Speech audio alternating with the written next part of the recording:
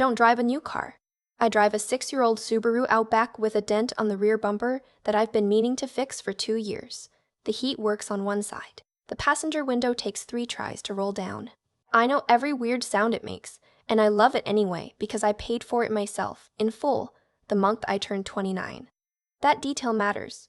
It says something about who I am, or at least who I thought I'd trained myself to be. Someone who handles things. Someone who doesn't ask for help she doesn't need. Someone who carries her weight and then some. My family would say the same thing about me, actually.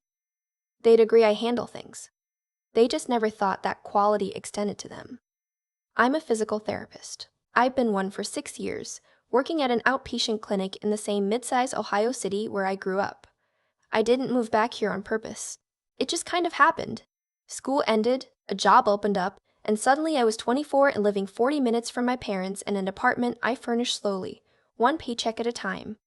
My sister lives here too.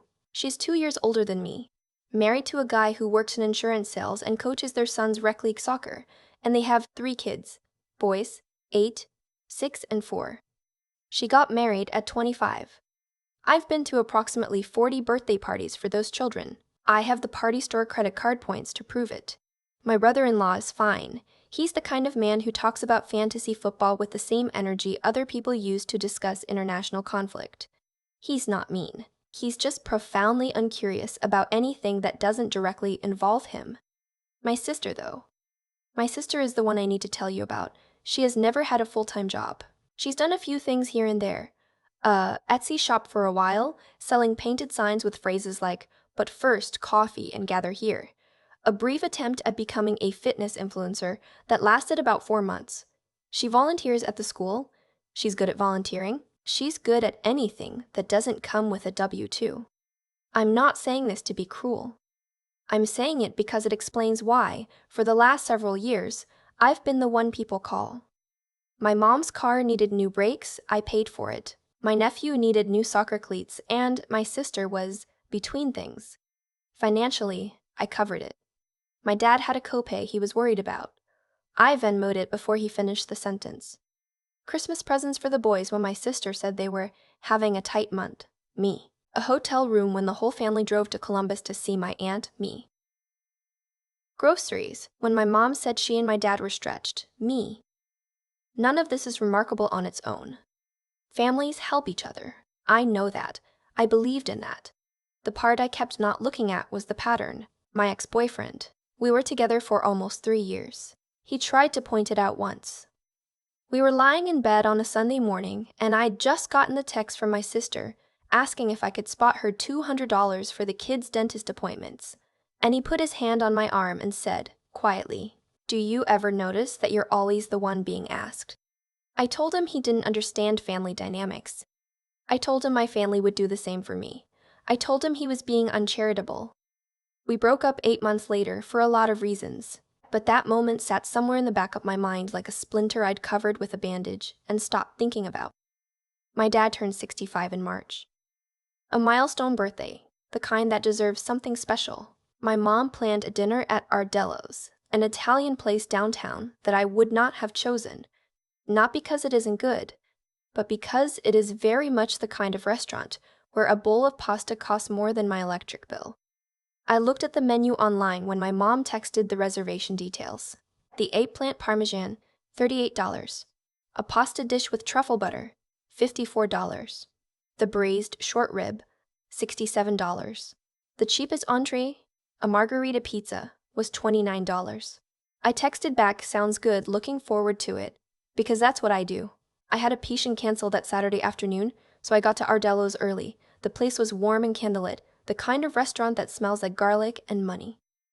My parents were already there. My dad was wearing the blue button-down I'd gotten him for Christmas, which made me feel a small, stupid amount of pride. My mom had her good earrings on. They looked happy. "You look beautiful," my mom said when she hugged me. "Are you eating enough? You look thin." "I'm fine, Mom." My sister arrived 20 minutes late with her husband and all 3 boys tumbling in ahead of her like a weather event. The boys are not bad kids, but they have never once in their lives been still. The 4-year-old immediately climbed halfway under the table. The 6-year-old knocked over a water glass before we looked at the menus. My sister apologized to the server with the practiced ease of someone who has apologized to servers many times. Her husband, when he sat down, looked at the menu and let out a low whistle. "Nice place," he said, in a tone that landed somewhere between impressed and uncomfortable. My dad beamed. 65, baby. We ordered drinks. We talked about nothing much. The boys' soccer season, a neighbor's renovation that had been going on for months. Whether my dad's doctor had cleared him to eat red meat yet, she had mostly. It was pleasant. It was normal. I let myself settle into it. Then the server came for the food order. My mom ordered the salmon. My dad ordered the short rib. My sister ordered the truffle pasta. Her husband got a steak. I got the chicken piccata, which was $41 and which I'd already made peace with. The three boys had been handed kids' menus when we sat down. Illustrated little fold-out cards with pasta and pizza and a grilled cheese. I was watching the 6-year-old trace the cartoon pizza with his finger when my sister closed the kids' menu and set it on the edge of the table. "They're fine," she said, to no one in particular. "They had a snack before we came." The server paused. "Did you want to order anything for them?" My sister waved a hand. "They'll eat at home. We don't want to spend extra when they're not even going to finish it." The server nodded politely and moved on. I looked at my nephews. The 8-year-old was staring at the bread basket in the center of the table with an expression I recognized. I grew up with that expression.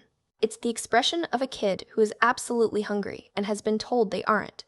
My dad laughed a little. "Smart. Those kids' portions are a ripoff anyway." My brother-in-law tore a piece of bread and said, "Yeah, we'll just hit a drive-thru on the way home." Then he apparently found something funny about this and added, "They'll survive." I picked up my menu even though I already ordered, just to have something to do with my hands. Here's what I know about hunger. As a physical therapist, I work with patients in pain every single day. I know what it looks like when someone is trying not to show that something hurts. My 8-year-old nephew was doing exactly that. He'd stopped looking at the bread basket and was now very carefully looking at the wall. The 4-year-old, who has not yet learned to hide things, tugged on my sister's sleeve and said, "Mama, I'm hungry." My sister gave him a look, not unkind, just firm, and said, "You had goldfish crackers in the car. You're okay." Goldfish crackers. The server was still nearby. I caught her eye and smiled. "Actually," I said, "can we add a kid's pasta and a kid's pizza? For those two." I pointed to the 4-year-old and the 6-year-old. The 8-year-old was older and subtler. I'd circle back to him. And actually, I turned to him directly. "What do you want? The pizza?" He looked at his mom. She pressed her lips together. He looked at me. "Yeah," he said quietly. "Pizza. 3 kids' items," I told the server. "Thank you so much." My sister said nothing, but I felt it. My mom made a small noise that wasn't quite approval and wasn't quite disapproval. My dad was looking at his phone. My brother-in-law said, lightly, "Oh, they'll just waste it." And I didn't respond. The food came. The boys ate. The 4-year-old ate the entire kid's pasta, a breadstick, and half of what the 6-year-old left. The 8-year-old finished his pizza and then looked more like himself. A normal kid at dinner, shoulders down, not performing quietness anymore. I ate my chicken piccata. It was good. I tried to enjoy it. The conversation moved forward. My dad talked about a fishing trip he wanted to take in the summer. My mom asked my sister about a preschool program they were considering for the 4-year-old. I was asked very little, which is a specific kind of thing I've gotten used to. Being present at family gatherings in the way that furniture is present, necessary and unacknowledged. We were deep into dessert. The restaurant had brought out a small complimentary tiramisu for my dad's birthday, which was a nice gesture, when my brother-in-law said, "So what are we doing for the bill?" My dad looked at my mom. My sister reached for a cannoli. There was a beat of silence that I recognized. I'd been in this beat before. It's the beat where everyone orients themselves toward me without moving a muscle. "I mean," my dad said, "it's my birthday." And then he said nothing else. He didn't say it like a question. He said it like a question. He said it like a period. I set my fork down. It was one of those moments where everything becomes very clear, very fast. The way you can sometimes be driving in a fog and then crest a hill and suddenly see the road for miles ahead. I thought about the breaks, the cleats, the Christmas presents, the Columbus Hotel, the groceries, the texts, the Venmo requests. The just this once, that was never just this once. I thought about my ex-boyfriend's hand on my arm on a Sunday morning. I thought about my 8-year-old nephew's face when he was trying not to look at the breadbasket. I thought about the truffle pasta my sister had ordered, and the goldfish crackers she'd considered an adequate dinner for her children. I thought about the fact that no one at this table had asked me a single personal question tonight. Not one. Not how's work, not how are you, not anything. The server appeared to check on us, and I raised my hand. Could we get the check, please? I said. And actually, could you split it? I'll take mine and the 3 kids' items separately. The server nodded and went to get it. The table went quiet. My mom looked at me with an expression that was trying to decide whether to be confused or hurt. My sister put the cannoli down. My dad cleared his throat. What do you mean split it? I mean, I'd like to pay for my dinner and the food I ordered for the kids, I said, separately from everything else. It's my birthday, he said. I know. Happy birthday, Dad. I love you. I meant both of those things. That was the honest, hard part of it. But I'm not covering the table tonight. We're family, my sister said. I looked at her. Directly. You're right, I said. We are. I didn't say anything else. She looked away first. My brother-in-law started doing something on his phone, probably pulling up a card, which, fine, he was capable of it. My mom looked like she was trying to figure out where to put her face. My dad sat back in his chair with an energy that I recognized as something between wounded and calculating. The checks came. I paid mine. $112 for my dinner and 3 kids' meals for children who were not my kids, but who had looked hungry in a restaurant that cost more per entree than most people spent on groceries for a week. I left a 20% tip. I always leave 20%. Some things don't change. I hugged my dad. 65 is a big deal, I said, and I meant it. I hope this year is a good one. He hugged me back, but the hug was stiff. That was okay. I'd expected that. I hugged my nephews, all 3 of them, including the 4-year-old who tried to climb me like a tree. I told the 8-year-old his pizza looked really good. He said, it was in the serious way that 8-year-olds confirm things. I drove home in my Subaru with the dented bumper and the broken passenger window. The highway was empty for a Saturday night. It had started to rain a little, the soft kind that just mists everything without quite committing to being actual rain. I didn't cry. I want to be honest about that, because it might be what you'd expect. And it wasn't what happened. What I actually felt was something closer to stillness. Like I'd put something down that I'd been carrying for so long, I'd forgotten I was carrying it. My phone started going off around 10:30. First my mom. That was really uncomfortable. You could have talked to me privately. Then my sister. I don't understand why you did that. Dad was embarrassed. Then my mom again. We'll talk tomorrow. I put my phone face down on my coffee table and made myself a cup of tea. I didn't respond that night. I sat on my couch and listened to the rain and tried to locate exactly how I felt about what I'd done. I'd expected to feel guilty. That's the muscle that's been developed the longest.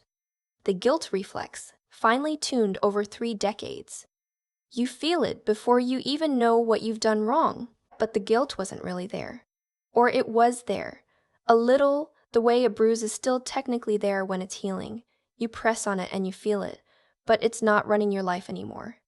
What was mostly there was clarity. The next day, Sunday, my mom called twice. I answered the second time. I just want to understand, she said, why you felt the need to make a scene. I thought about that word, scene, as though the scene were the meal itself. The kids with no food, the breadbasket, the truffle pasta, they'll survive. And the scene I'd made was asking for a separate check. I didn't make a scene, I said. I paid for my dinner. You embarrassed your father. Mom. I took a breath. Ma. I took a breath. Do you know how much I've paid for in the last 3 years? For this family? Silence. I'm not asking you to thank me, I said. I'm not even saying I regret most of it. But I'm done covering everything automatically. I'm done being the person who just handles it because no one else will. We're a family, she said. Families take care of each other. I know, I said. I've been taking care of everyone for a long time. I'm just asking for the same thing back. She didn't have an answer for that. Or she did, but she wasn't ready to say it yet.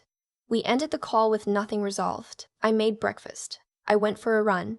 I came home and answered some work emails and watched something on TV that I couldn't have described to you afterward. My sister texted that evening, "Can you Venmo me $175? Dexter's baseball registration is due Monday, and we're short." Dexter is the 8-year-old, the one who'd looked at the bread basket. I read the text several times. I sat with it for a long time. Then I typed, "I'm not able to help with that right now. I hope you can find another way to cover it. I love you." I sent it. I put the phone down. I picked it up again because I'm human and she's my sister, and some things are not clean, no matter how right they are. She didn't respond. A week passed, then 2. The silence was different from the usual silence. Not the comfortable kind, where everyone's just going about their lives, but the pointed kind. The kind that's meant to be felt. My mom sent a few brief texts. Logistics mostly. A reminder about my cousin's bridal shower. A photo of the boys at a soccer game. I replied to all of them. Short and warm, but not apologetic. Here's the thing nobody tells you about holding a boundary with people you love. It doesn't feel like victory. It doesn't feel like victory. It doesn't feel like the end of something. It mostly feels like standing in a room where the furniture has been rearranged and you have to learn to move through it differently. You bump into things. You catch yourself reaching for something that used to be there. But you stop falling. That's the thing. You stop falling. That's the thing. You stop falling. My dad texted me the last weekend of March, about 2 weeks after the birthday dinner. The text said, "I know things got weird. You've always been a good daughter. I want to get coffee this week if you're open to it." I read it and I sat with it for a whole day. Not because I didn't know my answer, because I wanted to make sure I knew why my answer was yes. I met him at the coffee shop near my clinic on a Thursday morning. He was already there when I arrived, which surprised me. My dad is constitutionally late to things. He had a coffee and a blueberry muffin, and he looked like himself, older than I'd let myself notice lately, but himself. We talked for almost 2 hours. He didn't apologize, not exactly. He's a man of his generation, and direct apologies are not a language he was taught. But he said some things that were in that neighborhood. He said he hadn't realized how much I'd been handling. He said my sister had mentioned it, which surprised me, though I tried not to show it. He said my mom had also mentioned it, which surprised me more. He said, and this one landed somewhere complicated, "You shouldn't have had to say anything at that restaurant. You should have been able to just be my kid at my birthday dinner." I looked at my coffee. "I should have been," I said, "but I'm glad I did." He nodded. He looked out the window at the parking lot. "Your sister's going to take a little longer," he said. "I know. Give her time. I'm not going anywhere, Dad, but I'm also not going back to how things were." He looked at me for a long moment. Then he said, "Okay." In a way that meant he heard me, not in a way that meant he understood me completely. I'll take heard. For now. We finished our coffees. He paid for them, which is the smallest possible gesture, and also not nothing. I hugged him in the parking lot, for real this time. My Subaru started on the first try. I sat for a second before I pulled out, just long enough to notice that I felt okay. Not fixed, not resolved, not healed. Just okay. That's enough for a Thursday morning. That's more than I had 6 months ago. My ex-boyfriend texted me a few days later. Not about the dinner. He didn't know about any of this. Just a regular check-in. The occasional kind we still do, because we're decent people who didn't end things badly. He asked how I was. I told him I was good. I told him I'd been thinking about something he said a long time ago. He asked what. I told him, "You asked me once if I noticed that I was always the one being asked. I told you that you didn't understand." He said, "I remember." I said, "I think I understand now." There was a pause, the kind that happens when someone is choosing their words carefully. He said, "I'm glad." I said, "Me too. I drive a 6-year-old Subaru Outback with a dent in the bumper that I am no longer sure I want to fix. I like it exactly as it is. It's mine in a way that very few things have been. Not because no one helped me with it, but because no one expected anything in return. That's what I'm building now. A life where love doesn't come with a tab." I've thought a lot about what made that dinner different from every dinner before it. It wasn't the money. It wasn't even my sister ordering expensive pasta while her kids sat there with nothing. It was Dexter's face, my 8-year-old nephew, sitting at a table full of adults, staring at a breadbasket he'd already decided he wasn't allowed to want. He'd learned to do that to make himself smaller so no one would be inconvenienced by his hunger, and I recognized it, because I'd spent 30 years doing the exact same thing at that exact same table. That's the part that breaks you open, when you see it. When you realize the thing you've been doing, the quiet swallowing, the handling it, the not making a scene, isn't strength. It's just a habit someone handed you so young you mistook it for your personality. I used to believe that being the reliable one was a virtue in itself. That absorbing the cost of everyone else's comfort, financially and otherwise, was what love looked like in practice. And maybe it can be, sometimes for a season. But there's a version of it that has nothing to do with love and everything to do with fear. Fear of being seen as difficult. Fear of the silence that follows when you finally say no. Fear that if you stop being useful, you'll stop being wanted. What I understand now, on the other side of that dinner, is that those two things are not the same, being wanted and being needed. My family needed me the way a checking account is needed. That's not the same as being known, or valued, or considered. The action causes the outcome. That's not mystical, it's just true. I'd spent years building a dynamic where I absorbed everything without comment, and the outcome of that action was a table where no one fought to feed 3 children because they'd all quietly agreed that I would handle whatever needed handling. I built that partly. Not on purpose, not from weakness, but I built it, and I was the only one who could unbuild it. What I did at Ardello's wasn't dramatic. I didn't make a speech. I didn't list my grievances. I asked for a separate check. That's it. But that small, practical act required more courage than anything I'd done in years. Because it meant accepting that some people at that table might love me less for it. Or show me, in the days that followed, that what they'd felt all along wasn't quite love to begin with. My dad came back. He showed up at a coffee shop and sat across from me and said, in his way, that he saw me. That matters. That's what moral honesty looks like in real life. Not grand gestures, but showing up when it's uncomfortable and saying something true. The lesson, if there is one, isn't that family is bad, or that generosity is a mistake. It's that integrity requires you to be honest about what's actually happening, even when naming it costs you something. It requires the intelligence to see patterns you'd rather not see, and the resilience to act on what you see even when your hands are shaking. I still love my sister.